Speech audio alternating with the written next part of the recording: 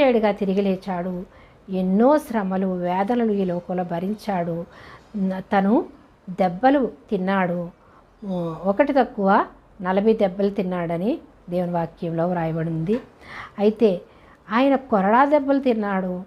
నరక యాతన అనుభవించి ఆ శిలువలో మండుటెండలో ప్రాణాన్ని యేసుప్రభు వారు అర్పించారు. ఎందుకు? తన పిల్లల్ని పరిశుద్ధులుగా చేసుకోవడం కోసం, పిల్లల మీద ఉన్న పాప శాపాలను తొలగించడం కోసం, వారందరినీ పరలోక రాజ్య వారసులుగా చేసుకోవడం కోసం ఆయన కష్టపడ్డాడు. అలాగే మనం పిల్లల్ని కని మన పిల్లల్ని ప్రేమగా చూసుకోవడం కోసం, వాళ్ళు మన ముందు సంతోషంగా తిరుగుతుంటే మనం ఆనందించడం కోసం, మనకి ఆస్తికి అర్హులు కావడం కోసం మనము ఇంత కష్టపడి మనం పిల్లలకు అంటాం. అలాగే ప్రతీది కూడా ఆయన చిత్తం, దేవుని చిత్తం, దేవుని ప్రణాళిక. కాబట్టి దేవుని చిత్తానికి